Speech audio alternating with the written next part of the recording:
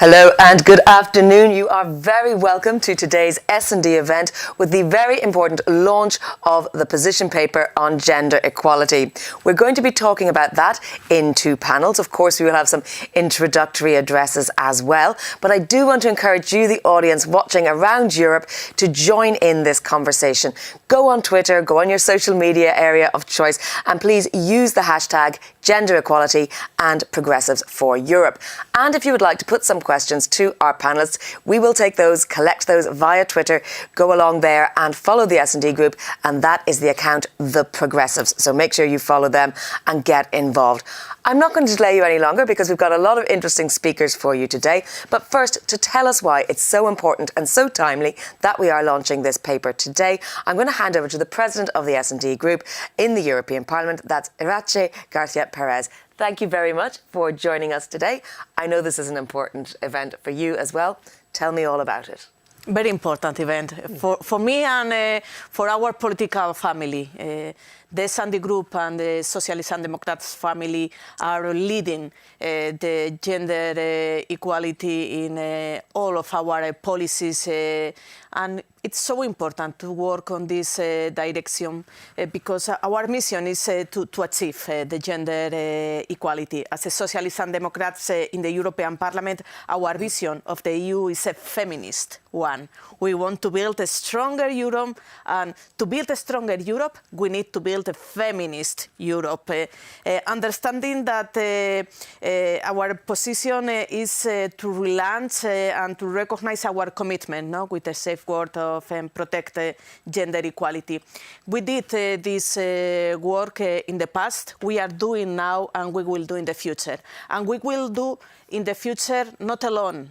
We are not alone in this fight. We are with the all civil society, with all feminist organizations in Europe, because we know that it's very important to be open with this civil society and to improve the current situation. EU is still in the midst of the pandemic, and the time to rebuild the EU into a stronger and prosperous union is now.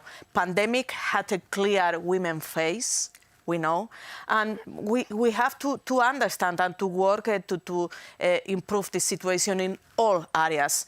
Economic, labor, politics. It's essential to introduce the gender dimension with this transversal perspective, to fight against the gender-based violence, to fight against all type of discrimination and stereotypes.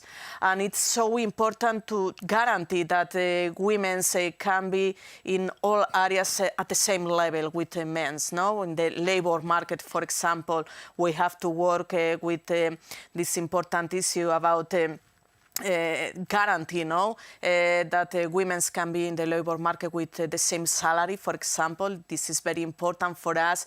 We welcome the proposal by the European Commission with the EU transparency to guarantee that our right is to have the same salary, for example. We have a lot of things to do.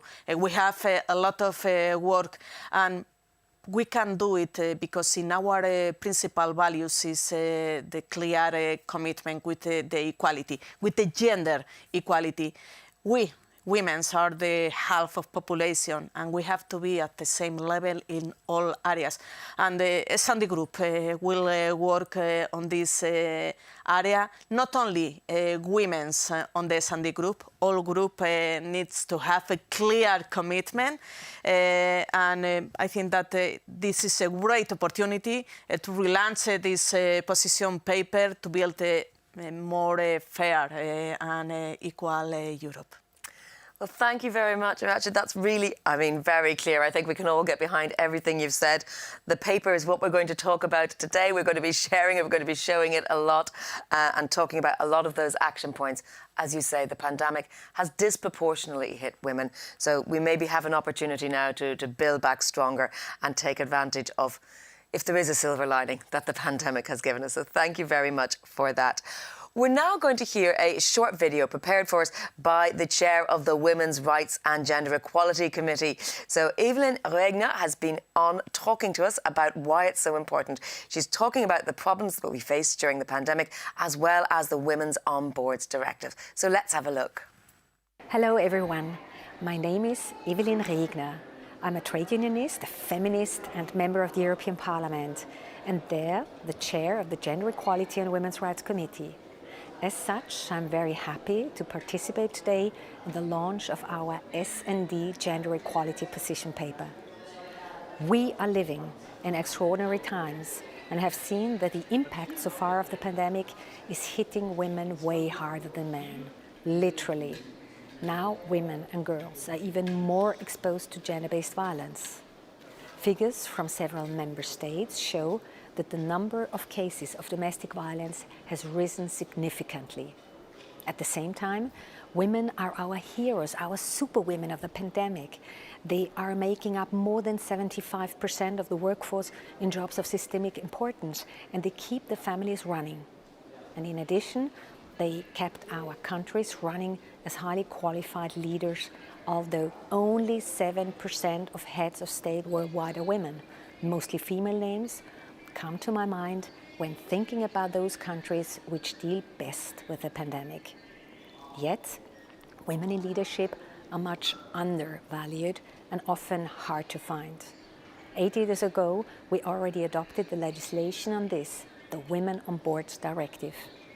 But until today, it remains blocked in the Council of some member states. Supporting this directive would mean supporting individual fairness in job selection for both women and men, better economic performance through higher profitability, productivity and workforce engagement, boosted by diversity and higher quality of decision-making. The potential of men and women alike is still not fully realized if we do not remove the obstacle in the way. The Gender Equality Index for 2021 has shown that not only did we advance in a snail's pace the last years, we are now actually struggling to advance at all. And when it comes to women in power, we make big steps so far, but are still only halfway.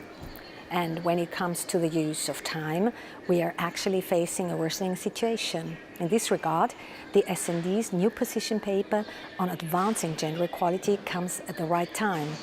We need to act, and we need to act now. This paper gives the solutions, and I promise you, we as S&D will do our utmost to change the world to the better for all of us. The Social Democrats and Socialists have always been a driving force for equality and the guarantor for women's rights. When we are all working together on this, we'll have the superpowers to make real change. So let's make sure together that gender equality is more than just the sprinkle on top of the cake. Well, absolutely. Gender equality is not just a nice to have, it is absolutely a fundamental underpinning. We're going to go to our first panel now. There will be some translation from Croatian into English for this panel, so do put your headphones in if you're watching at home. But I'm delighted to welcome, we have three distinguished MEPs. We have Vice President of the S&D Group and in the field of gender equality, Hélène Fritzon. Thank you very much, Hélène. Fred Matic is the Standing Rapporteur for Sexual and Reproductive Health and Rights. Thank you very much, Fred. And last but not least, Maria Manuel Letao Marquez. Thank you for joining us, all of you. Let me hand the floor first to you, Hélène, to give me your thoughts. Tell me a little about, there are lots of issues here, from beating stereotypes to the care deal to feminist foreign policy. Give us your thoughts. There are more than 40 action points in this plan. Which ones to you are the most important? Thank you so much, and this is a very important day for gender equality, and this is not only a paper, this is a program, this is a book for the future for all girls and women and men and boys in Europe. We can see when AG here in Europe presented the Gender Equality Index for 2021 2 weeks ago, it was once again clear Europe has made very small gains in gender equality, and we can see big losses. So we must act, and this is unacceptable. It will take at least 2 generations until we have gender equality in Europe, and it's totally unacceptable. So we must act, and I think that you asked for one issue. I think the most important is that women are coming to work. We can see that 1/3 of all the women in Europe, they have no work at all. They have no income and they cannot make their own decisions. So this is not only a women's issue. Gender equality benefits all citizens, and we must act in the European Union as a whole.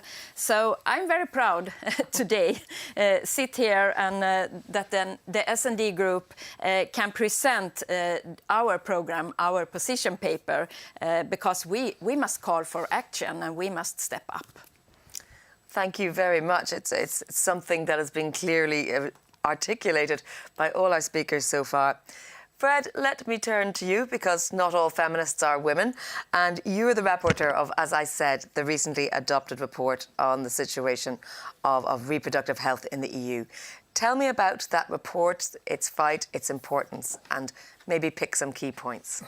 Hvala lijepa, srečan pozdrav svima. Prije svega, Thank you very much, and I would like first of all to thank Helen and our entire team of the S&D family on this great document, who shows once again, as she has said in her introductory part, that S&D is a progressive political group who's been a leader, well, basically in the entire politics, but in particular when it comes to gender equality and sexual and reproductive health.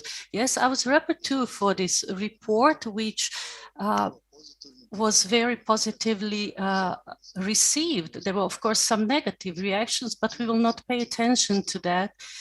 We were led by facts and by the truth. And one of the basic things regarding gender equality is sexual and reproductive health.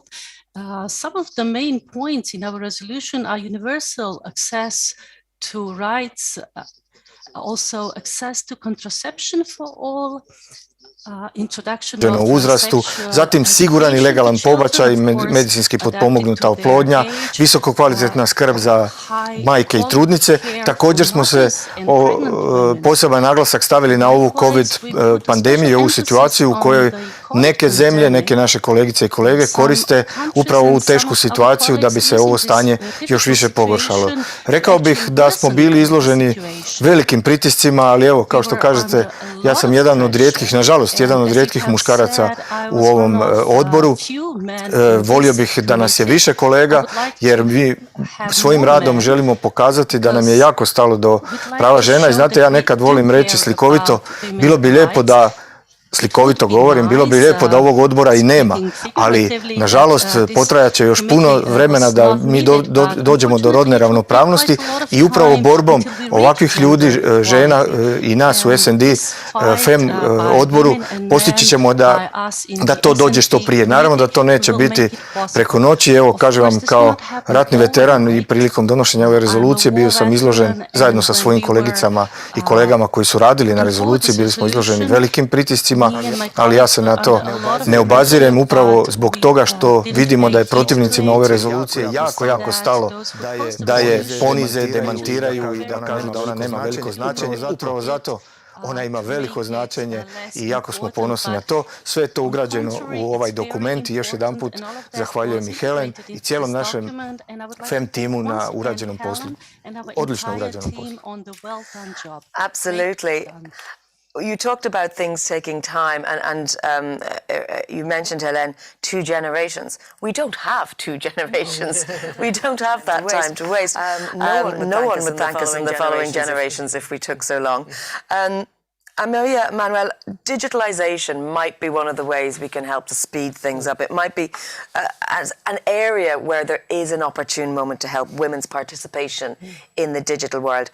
What do you think we could do in this particular area? I know it's part of the Yes, action of plan. course. There are many important points in our position paper. That is a position paper. It's a guideline, as Hélène refers to our work, not only in the Parliament, but in civil society, in our countries, all over Europe, and even in our delegations, in our foreign policy, and so on, in the work we are doing with other countries, other regions of the world. But to the digital, it's very important because there are some points where we are fighting, we are trying to solve problems of the past, but that persist in present, such as gender-based violence is something very hard to fight. But we need to invent other ways, other tools to solve this problem. But concerning digital, we need to prevent future inequalities. For the moment, we have big inequalities. We have 8 million people working in information and communication technology, specialists in EU, but only 17% of them are women. And let me share with you a small story. Last week I was in the United States on the mission of Special Committee on Artificial Intelligence in Digital Age, and at the more technical meetings, it's a very good news, I met with brilliant women. But when I went to the Congress, only men in the committee that think and reflects on artificial intelligence. So the directive Women on Board is very important also to the digital matters. And also skills. Skills are very important. Not only education of our children without stereotypes about digital profession and digital jobs, but also very important wide lifelong learning, upskilling and reskilling for women, because we know that the jobs that are going to disappear, most of them are nowadays occupied by women. I'm a tech journalist by profession, so I strongly hear your message about getting women and younger girls as well to study these STEM subjects, because we don't want them to be left behind. If you're not in on the ground floor creating... on jobs and on wages, because these are going to be the professions well paid, as we know, in the present. And well, Hélène, there's also a chapter dealing with this issue of women's economic independence, and you mentioned the care deal. What is this idea? Why is this necessary? I think it's very important that we can see the whole society, that we can see that we need to build a strong society for both women and men, for both boys and girls. And then, of course, we must include this perspective in the society, in decision-making and in all the policy areas. We can see that the harmful gender stereotypes, it fuels gender inequalities, and we can see the result in women's economic dependence, in gender-based violence, in unequal opportunities, and also the underrepresentation in politics and in economics and in companies and so on. So today it limits women and girls, and it limits also boys and men, and they must understand that, because this is the only way forward, that we work together. I think I can see I'm a teacher in my profession. It's a lot of years ago, but I can see how important the school is. We must have an education program in all our member states where we can see this and we can act, because when the children start school, they must know that they have the same value and they have the same respect, and they must take part in the school and in the society as equal members of a society. So I think it's a good idea to start there, to start in the school, and to start to act. And we must also act together, both women and men. So I hope for the men. Well, Fred, I wanted to come back to the overall message of the position paper, and it's the underlining that gender equality is an integral part, it's a precondition to human rights and health rights and democracy. So can you talk to me about how fundamental rights are linked to health rights in the sense that you were looking at in your paper? Da, mi smo govorili o zdravlju kao ključnom aspektu, međutim zdravlje je upravo dio osnovnih ljudskih prava i mi se za to moramo boriti. Imamo primjere, nažalost i u Europskoj uniji, poglavito na njenom istočnom dijelu, gdje upravo zbog nepoštivanja osnovnih ljudskih prava, a pri tome mislimo na seksualna i reproduktivna prava i zdravlje žena, žene umiru i dan danas umiru žene zbog toga što nemaju pristup osnovnom ljudskom pravu, a to je zdravlje, jedno od osnovnih ljudskih prava. Seksualno i reproduktivno zdravlje i prava žena su ključni za gospodarski život, za ravnopravnost. Ja želim živjeti u Europi jednakosti, pri tome mislim na jednake mogućnosti. Dakle, niko nas ne smije dijeliti po spolu, po boji kože, po bilo čemu, jer upravo zbog toga što su seksualna i reproduktivna prava zaštićena kao ljudska prava u međunarodnom pravu, mi se moramo boriti, nažalost i sada kada je 21. stoljeće već uveliko iza nas i u kojem smo debelo zagazili i zbog ove pandemijske situacije sa COVID-19, moramo se boriti da bi ljudska prava, zdravlje bilo prepoznato kao osnovna ljudska prava. Mi ne vidimo u našoj političkoj grupaciji SND, mi ne vidimo drugo nego to. Žalosti me da neki drugi to tumače na neki drugi način. Međutim, da bismo iskorijenili rodno uvjetovano nasilje, trgovinu ljudima, siromaštvo, za sve je to potrebno poštivati osnovna ljudska prava. Trafficking and gender-based violence, we have to fight against this also. Well, I think you've brought together, I'm thinking about all the different elements that you're bringing together, including fundamental rights, but also poverty. So, Maria Manuel, I quote the paper, poverty is female and the result of a lifetime in discrimination. And in Europe, more than 65 million women live in poverty compared to 57 million men. Now, it's not great that anyone lives in poverty in Europe today in 2021, but women's poverty affects not just women, but also children. Can you elaborate a little bit on that? Affect all of us, our society, women's poverty, and we need to see this problem as a society problem and to understand it better.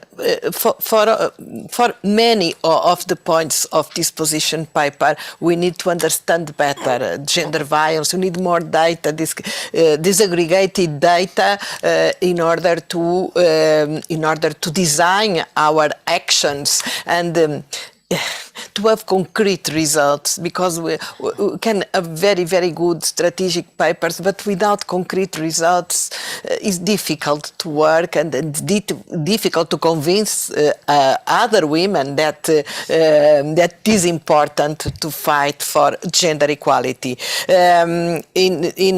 Concerning poverty, there are many things related, probably because women are the majority of care and domestic workers. In Europe, women spend on average 3.2 times more hours with unpaid care than men, which means that care is a problem, the distribution of care, and also relating to care, there are stereotypes. As with technology, care is something for women. And we need to, in education, also to say that care is for women and for men.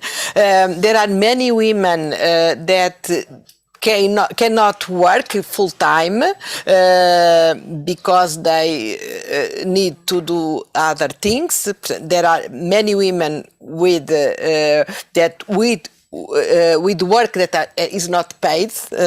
So it's what we need to fight, and also the pay gap that stands at that stands at 14% in the EU, and it has decreased only minimally over recent years. So I think this is very important to fighting in all these aspects in order to fighting against women's poverty, but also taxation and other initiatives that are referring in our paper that of course are important to fighting against women poverty.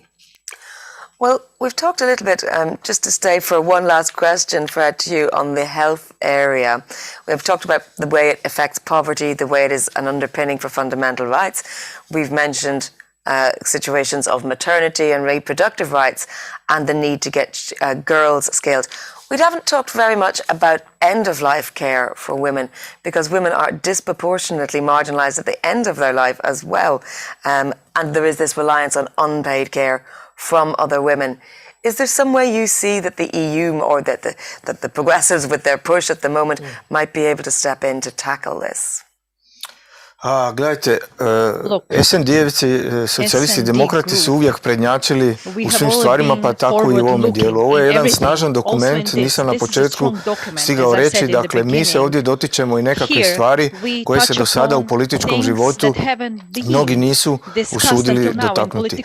Ukoliko su izjave predsjednice von der Leyen, naše komisionarke Dalli, iskrene i snažne, one bi trebale dati potporu našim nastojanjima, a mi za uzvrat ćemo naravno dati njima potporu. Naša politička grupacija uvijek im stoji na raspolaganju da im pripomognemo u tome dijelu i mislim da bi i oni trebali stati iza ovog našeg position papera.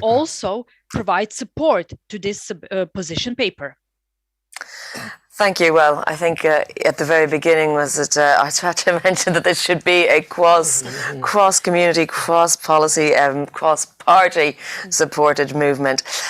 Ellen, let me come back to you to ask you about other transitions and other wider societal questions, such as the green transition. We see the problem of climate change. We see issues for women in rural areas that we know can be particularly hard hit, again, because of things like the COVID crisis. What are the S&D proposals to ensure strong gender perspective in these other policies? That's very, very important, because now we are still in a pandemic, in a COVID-19 crisis, and we are going to build up the new Europe, the new green Europe, and we must build it up with a new green economy and the green jobs. And then we must see that climate emergency and gender inequalities are interlinked, and we must act, because we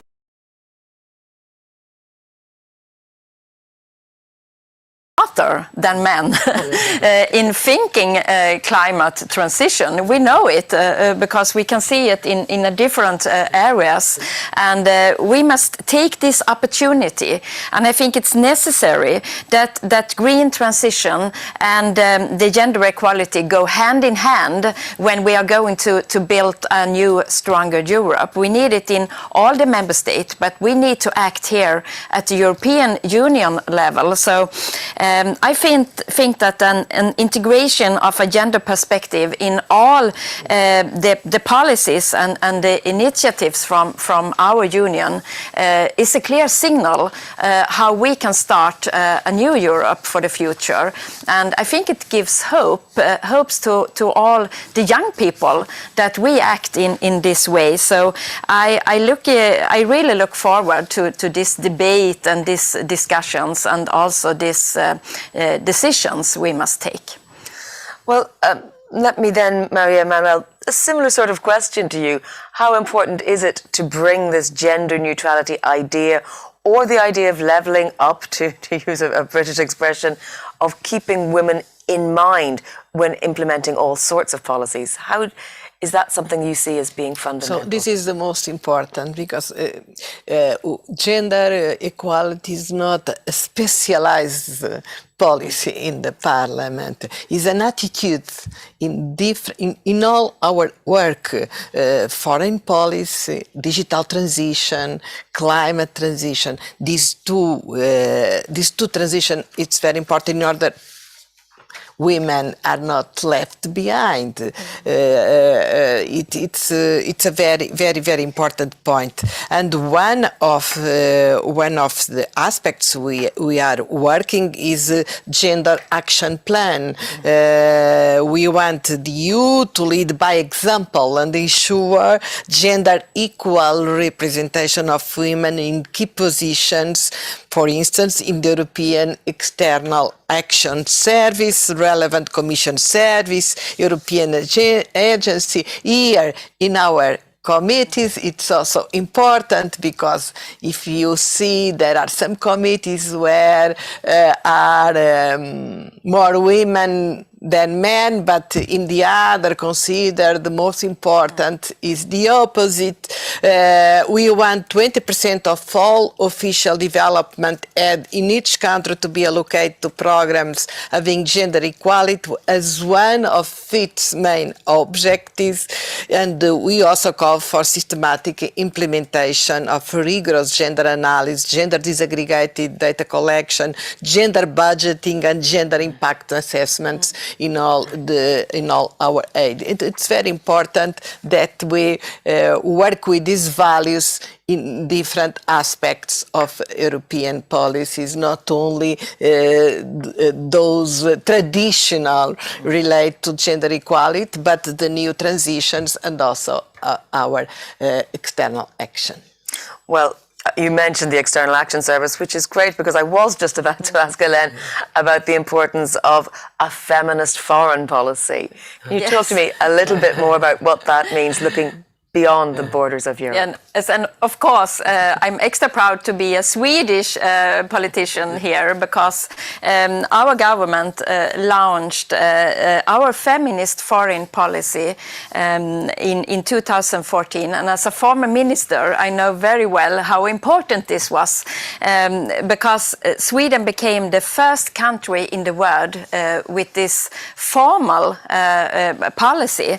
And there we can point out 3 words. I think they are very, very good to give a view of the important work. It's about rights, all the rights for women and girls, and it is the word representation, the needs of an equal representation in decision making and in our companies and so on, and also the word resources. So we have rights, representation, and resources in our foreign policy in Sweden. And I'm very happy, because this was very important when we are going to set the agenda. As Maria Manuel mentioned, we must do it in a mainstreaming. We must do it in all politics. And so I hope that we can see a lot of countries make this formal foreign policy in the countries, because it's easier to work when you have a policy document. So we must stand together, and a feminist foreign policy is a good way to reach our goals. Well, thank you. We have a couple of comments rather coming in from the audience, just regarding the use of the term gender and so on. Is it just women? Because we have people with trans rights and so on. So just, I think, to mention that this is a broader issue, and that it's really about European values and respect for individuals, and prioritizing the fact that women have been left behind. Fred, perhaps I can ask you, since we've been talking about foreign policy, how important do you think it is that Europe needs to be a values leader in this area? Da, mi smo ovdje sa ovom position paperom, kao što sam rekao, izašli vrlo hrabro i stojimo iza svega ovoga što smo stavili u ovome programu. Dakle, neke od stvari koje tražimo, koje su ključne, bilo bi jako dobro upravo na tragu svega ovoga što su govorile i Helen i Marija, dakle da imamo posebnog izaslanika za seksualna i reproduktivna prava i zdravlje žena. Dakle, postoji u mnogim drugim područjima posebni izaslanici, pa tako bi trebalo na ovom vrlo važnom području imati posebnog izaslanika, s obzirom na neke stvari, a posebno, naravno sa ponosom možemo reći kad Helen ističe Švedsku, ali ja govorim nažalost o istočnim zemljama, pa tu je nažalost vrlo blizu i moja Hrvatska. Po tom pitanju, dakle, kada bi imali posebnog izaslanika koji bi redovito izvještavao o takvim stvarima, mislim da bi se razina svijesti i pozornost i javnosti i cijelog Europskog parlamenta i svih institucija povećala. Pri tome, naravno, treba staviti i naglasiti da je posebno poglavlje u izvještaju ljudskim pravima i demokraciji također uvršteno i naravno da je seksualno reproduktivno pravo i zdravlje žena jedno od temeljnih ljudskih prava i pitanje strategije zdravlja o kojem mi u socijalisti i demokrati pod navodnicima uopće ne bi trebali raspravljati. We shouldn't even discuss this. This should be known. Well, it's very timely because we have another audience question saying what happened in Poland recently is very troubling. What are you or the EU doing? I think we're referring to the abortion question there, and we've seen protests, so it is actually a very timely question. Hélène, would you like to tackle that about what we should be doing or what we as a progressive EU society should be doing? Of course, we must continue to support the Polish people and to act against the government in Poland. Their prime minister was invited to our parliament last meeting, and I spoke there, and I was very angry. And I told him that you must follow the rules in our European Union. We have the same rules for all the member states, and please follow them. And if they are not going to follow them, they are not going to have the money. That's one way. It is a very difficult moment for us because at the same time we need to fight in emerging domains of our lives as digital. At the same time, as a group, we need to fight the backlash against women's rights, as we see in Poland and maybe in other member states, some problems as well. And so we discovered that even for the rights we considered as our rights, we need to pay attention and fight for them, and at the same time preventing other inequalities. Not be complacent about Europe. Yes. Fred? Nastavno na ovo što su kolegice rekle, dakle, umjesto da ovih dana obilježavamo neku sretnu i lijepu godišnjicu, mi obilježavamo godišnjicu kada su naše kolege u Poljskoj gotovo pa potpuno zabranile abortus i bilježimo i smrtne slučajeve koji se zbog toga događaju. And we see what's happening right now because of these bans, as Helen said. If you accept to be a part of this big European family, in my opinion, we should first accept the values offered to us by Western Europe, and then the money will come. And it was very unpleasant when we heard from the Polish prime minister, actually the Polish foreign minister, when he said last week, because they said they won't give up. So we as Europe, we should have rules which will follow one another. If you don't accept one, you can't accept other rules. So in Poland, if you to expect from one country, which was 50 years or so under the Russian boot, to expect our colleagues from Hungary, from Poland, from Slovenia, to expect from them to be those who will bring forth some new things. No, but on the other hand, you can't be so rigid. I can't believe. I mean, this is something that was back in 16th or 17th century. calling for. Perhaps we haven't really spoken in great deal of detail about women being represented in political decision making. We've talked about the workspace, we've talked about boards, we've talked about access to health and education. Would you like to expand a little bit on getting women represented in political decision making? I mean, obviously you're sitting here, I'm sitting here with two very senior politicians. Yes, but this does not mean that women are well represented and we are happy with the representation. As we are fighting for women on board, we need to continue to fight for women representation in political decision makers, and they need laws. We need codes. We need not only, and we need a different culture in our political parties. And also, last point, we need more work-life balance, because without work-life balance, sometimes we can invite me to occupy, be minister or MEP or MP in Portuguese Parliament. I can't, because I have small children. You know, my husband is a very important job. He travels a lot. Someone needs to care for the children. My parents need also me, so I can't. I'd love to accept, but I can't. And this is a problem. So work-life balance is an infrastructure, is a condition for women can choose, have the freedom to choose in their professions, and also political position, to accept political position freely. Well, I hear your frustration, and I share it, as I know we hear in Brussels very often. There's no women on this panel. And they said, oh, but we asked and they weren't available because childcare and so on. So try harder, I think, is the message to people organising those panels. Fred, you wanted to add? Yes, evo, pohvalio bi se moja politička partija u Hrvatskoj. Mi smo kao prvi u Hrvatskoj uveli smo takozvani ZIP sustav u izbornim listama. ZIP system on lists which has men and women interchangeably, like one man, one woman. I'd like to tell you how I see gender equality. I'd like to see the day when we will not najbolji od have nas, to put neovisno o one tome man, da li su žene, one woman, da li su muškarci. when we To will bi have a bio list moj which will konačni be cilj irrespective rodne of whether you are a ravnopravnosti. man or a woman, and that would be my final goal. Ellen, did you want to make a... We'll do so. Very short.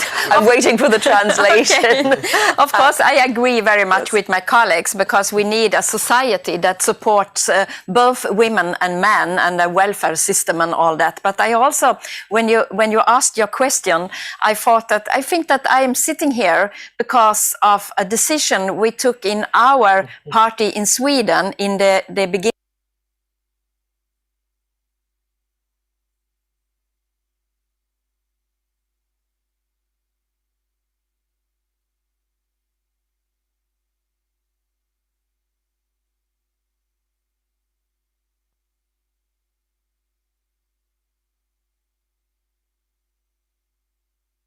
Party in Sweden, because after the election there were many more women in decision making in the parliament and in all the regions and the communities.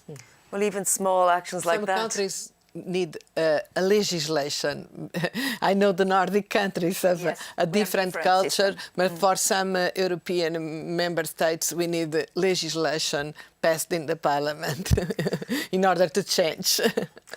But also best practices like this, these good ideas that come from different areas for people who work in them on the ground. And now we have another panel just coming up with 3 more MEPs. I will ask a couple of sentences, a final takeaway on how you're feeling about today's paper. A lot of work to do. And we need to select our priorities for the next midterm. Fred, your final couple of words?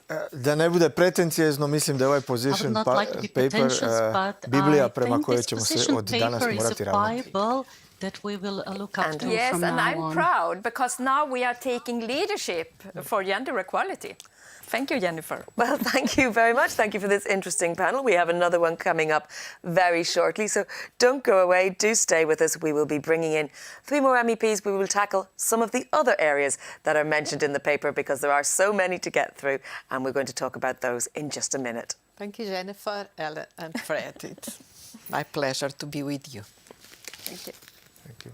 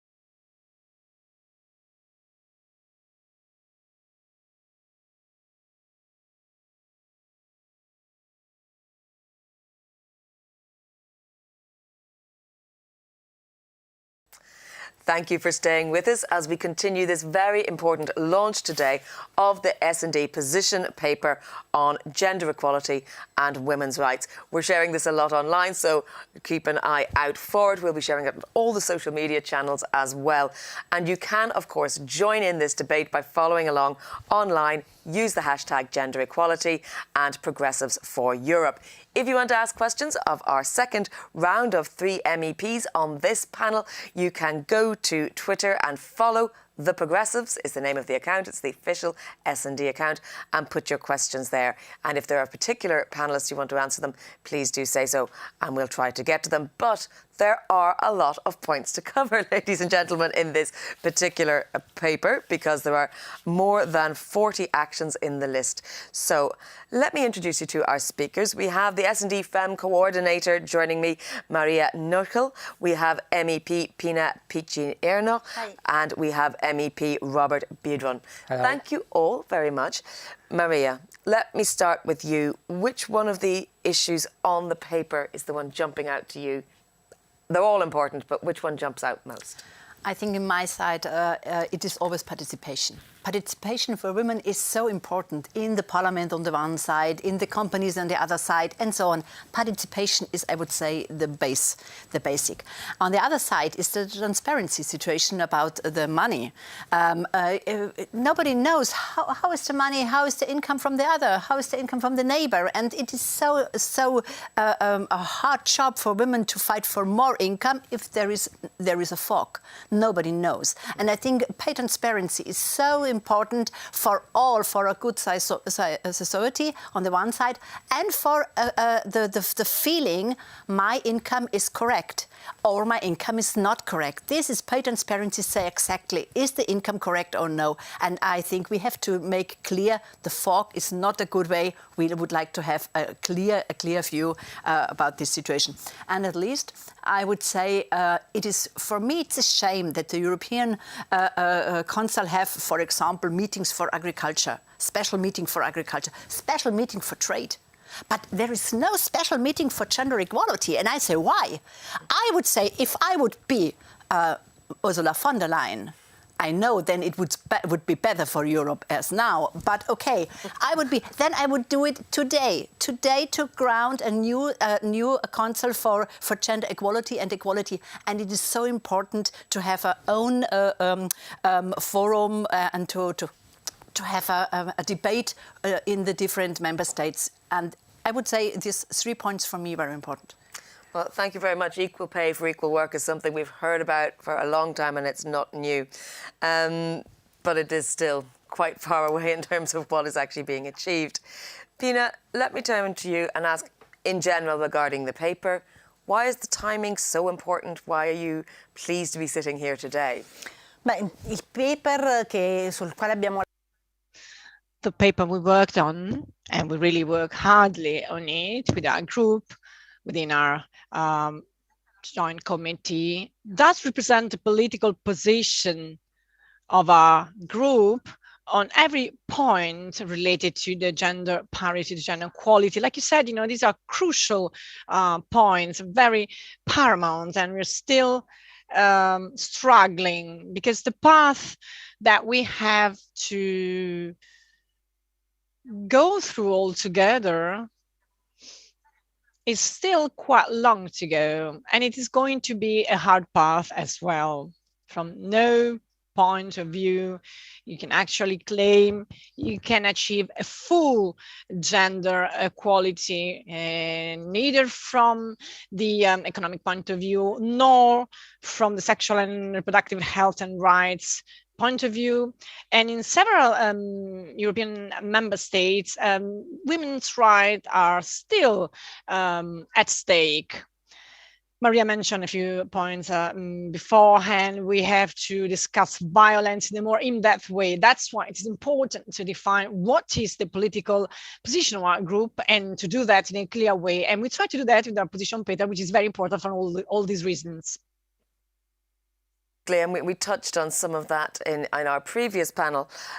Robert, we've got this paper here, and we discussed in the previous panel about how gender equality and women's rights are part of an underpinning for general democratic rights. Can you tell me a bit about where and how you see that? For us, it's obvious, of course, that women's rights are human rights, but it's not the case still for so many people and politicians especially, and they are very well organized, transnational, well-funded organizations which want to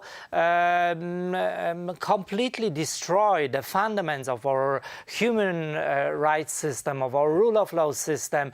And what I mean by human rights and rule of law system, it's also the system we are building very consequently concerning women's rights, equality. Europe and European Union is still a region of inequalities, also for women. And what we must do and what we have to do as European Parliament is to make a union of a safe and equal space for everyone, including women. And it's not a case of many women. Pina has mentioned about the backlashes we have. The backlash we have in Poland is something horrible. A few days ago, we learned about Isabella, who died because of the ruling of so-called Constitutional Tribunal, which has dramatically limited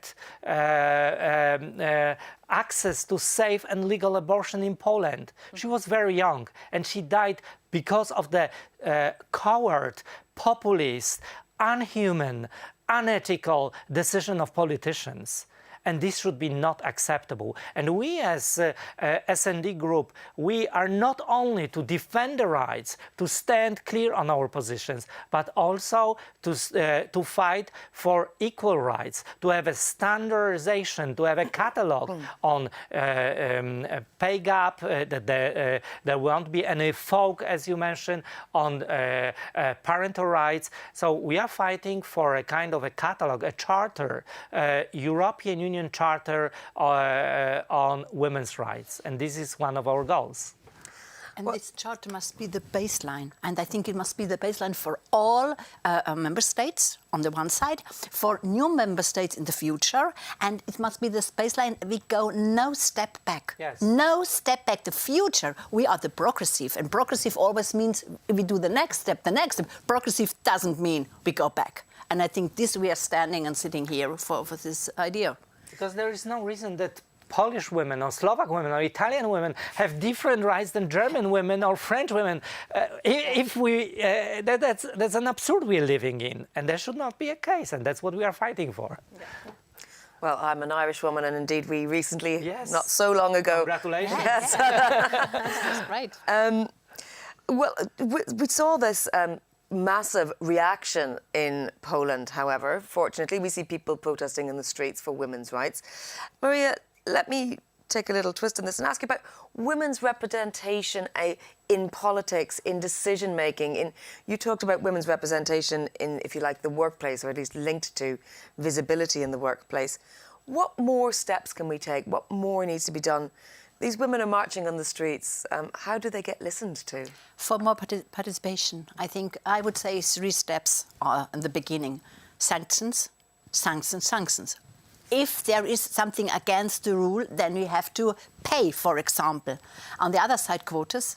I fight for quotas. Quotas is like the medicine. If a system is ill, then you need a medicine like quotas.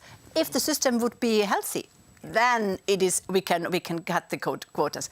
And at least in the panel before, there was Helen speak about the SIPA lists, the lists men, women, or women, men. I think it is clear we should show on the one side that we are equal. We should show it, for example, with SIPA lists for political parties, and we should in the parliament always have parity, half and half. I think it is so important to fight not only for participation for women, and we fight on the other side for the decisions about the life of women must be half and half. And there are, I would say, the 3 points: quotas, the SIPA lists, and sanctions. And the money is always the best point for sanctions. Absolutely. Pina, the paper mentions the education and the role of boys and men, particularly when it comes to fighting gender-based violence. Yeah. Talk to me a little bit about that and the approach, but maybe also add in, you know, the perception that men can be allies too. Not all feminists are women, and that even involved in these areas of fighting for transparency in the workplace or fighting for equal healthcare rights in Poland, that men and boys are part of the solution as well. Yes. Intanto la premessa fondamentale. Well, first of all, we were talking about it a few minutes ago. I mean, some of the colleagues, there's one commonality between women. We have different rights. It depends on the country you are in. I mean, it's even in the EU, even in Europe, but we have different freedoms as well. It depends on where you are. There's only one common thing for women. We suffer from gender-based violence. Wherever you are, women are abused just because they are women, just because they were born women. So this is, of course, unacceptable. In Europe, one woman is killed every 6 hours. It's his husband or her ex-husband to kill her. So you see, it's an alarming. It's terrible. It's a great emergency. So feminicides are not a problem that women have to solve, because women are the victims. So we need men and boys to solve this issue. So, I mean, they have to be involved.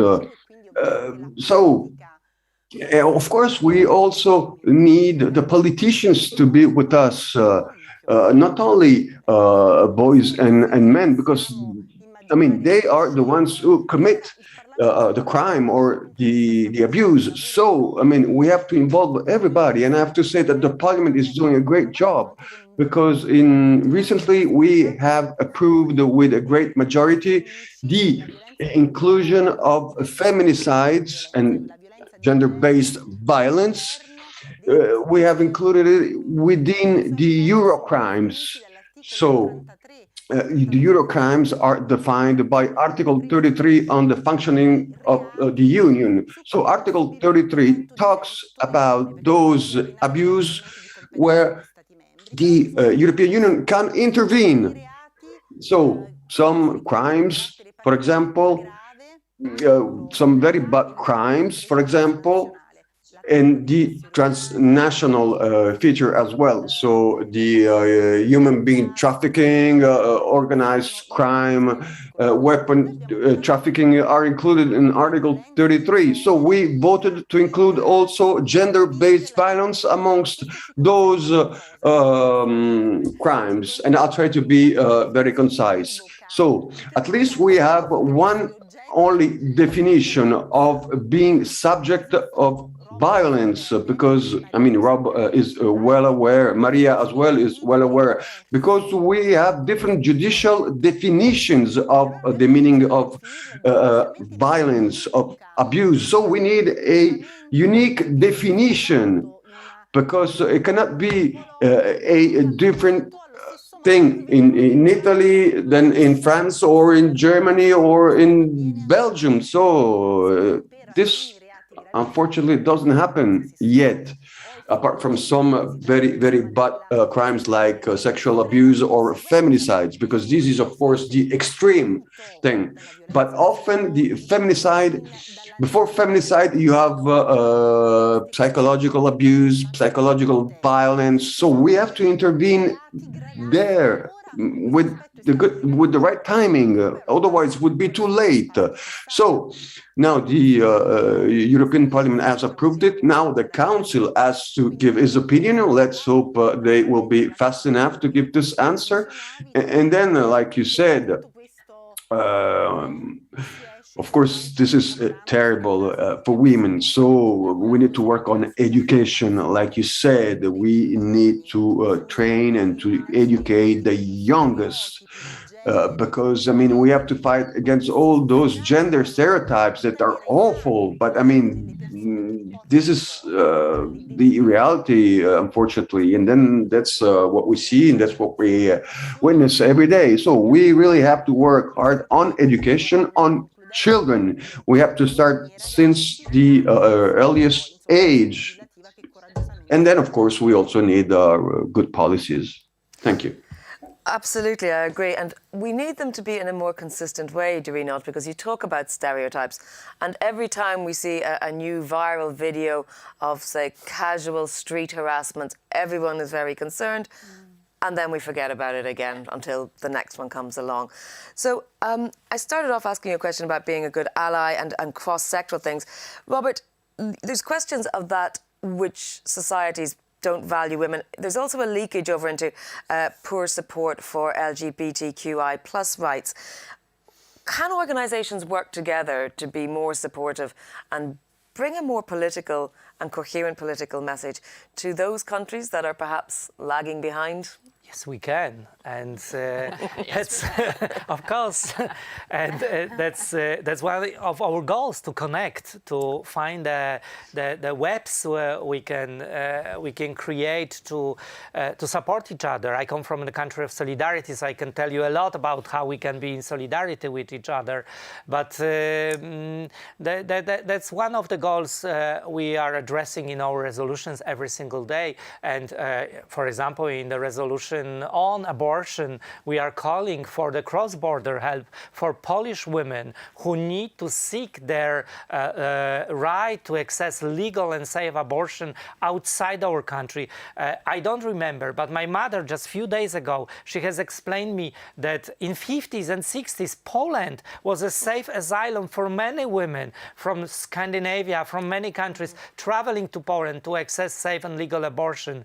And this is a case today for Polish women. These brave women who are afraid of their life, of their health, who need to seek help outside. And then they find NGOs, many women organizing themselves to help their sisters from Poland who are whose life is in danger. Because what we are also facing in Poland is this chilling effect among doctors who are afraid, even if they support, they simply afraid to exercise the right of women, because they might face also prosecution, they might face being sentenced for helping women to have accessed just what I find, and we all find, a standard for human rights: legal and safe abortion.